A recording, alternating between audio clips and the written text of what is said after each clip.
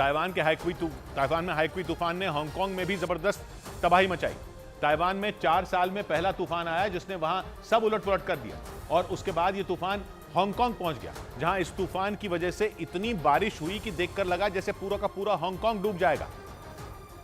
क्योंकि हाइक्वी तूफान की वजह से हांगकांग में रिकॉर्ड तोड़ बारिश ने सड़कों को डुबो डाला। सड़कों पर समंदर की लहरों जैसा पानी बहता देखकर डर लगने लगा। जगह जगह लोग फंस गए, स्टेशन आधे डूब गए और मॉल में पानी भर गया। गाड़ियां भी सड़कों पर भरे पानी में आधी डूब गईं। बसों और बड़ी गाड़ियों का भी वही हाल नजर आया।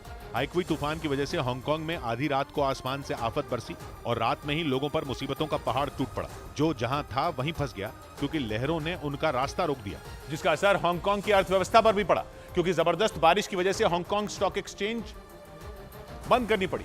वहां की सड़कों पर इस कदर पानी जमा हो गया कि कई स्कूल भी बंद कर दिए गए। क्योंकि हांगकांग की सड़कों पर भरे पानी ने वहां की सरकार के पसीने छुड़ा दिए। वहां के मौसम विभाग ने जो आंकड़े जारी किए उनसे यह जाहिर हो गया कि हांगकांग में 12 घंटों में ऐसी बारिश हुई जिसने 1952 का रिकॉर्ड तोड़ दिया, जिसकी वजह से हांगकांग स्टॉक एक्सचेंज बंद करनी पड़ गई। स्कूल और कई रास्ते भी बंद किए गए।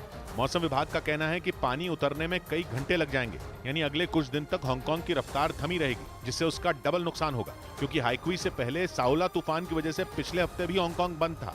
यानी ताइवान के बाद हाइक्वी तूफान ने हांगकांग की भी मुसीबत बढ़ाई।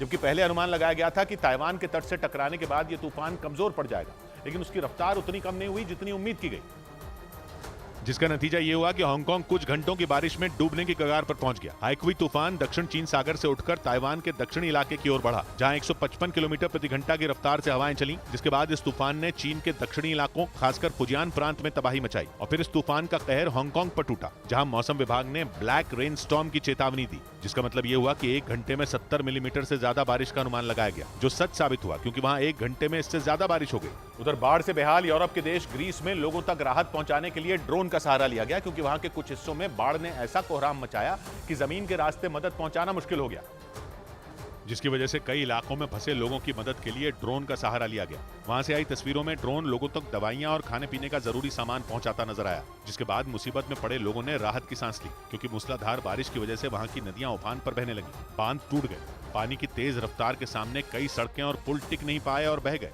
कई इलाके तहस नहस हो गए। वहां रहने वाले लोगों की गाड़ियां और सामान बाढ़ की भेंट चढ़ गया। बताया गया कि बाढ़ की वजह से वहां 6 लोगों की मौत हो गई, जबकि कई लोग लापता बताए गए और करीब 2000 लोग बाढ़ की वजह से फंस गए, जिनको सुरक्षित बाहर निकालने के लिए वहां की रेस्क्यू टीम दिन रात जुट गई। इधर महाराष्ट्र के नासिक में लगातार हो रही मूसलाधार बारिश में गोदावरी नदी में बाढ़ आ गई, जिसकी वजह से प्रशासन ने उसके आसपास के इलाकों में खतरे का अलर्ट जारी कर दिया और वहां रह रहे लोगों से अपने घरों में रहने की अपील की। वहां से सामने आए एक वीडियो में गोदावरी नदी अपने रौद्र रूप में नजर आई और नदी के किनारे घाट पर बने कई मंदिर भी पानी में डूबे दिखाई दिए। साथ ही वहां बजरंग बली की एक मूर्ति भी उफनते सैलाब में आधी डूबी दिखी। बताया गया कि वहां पिछले कुछ रोज से हो रही भारी बारिश की वजह से गंगापुर बांध से गोदावरी नदी में पानी छोड़ा गया, जिससे गोदावरी नदी का जलस्तर बढ़ गया और वहां कई नाले भी उफान पर आ गए, जिसने बड़े इलाके को डुबो कर रख दिया। जिसके बाद प्रशासन ने खतरे को देखते हुए उन इलाकों में अलर्ट जारी कर दिया और लोगों को नदी के किनारों से दूर रहने की सलाह दे दी। इस बीच मध्य प्रदेश के उज्जैन से भी बाढ़ की डरा देने वाली तस्वीरें सामने आई, जिनमें शिप्रा नदी का रौद्र रूप देखने को मिला।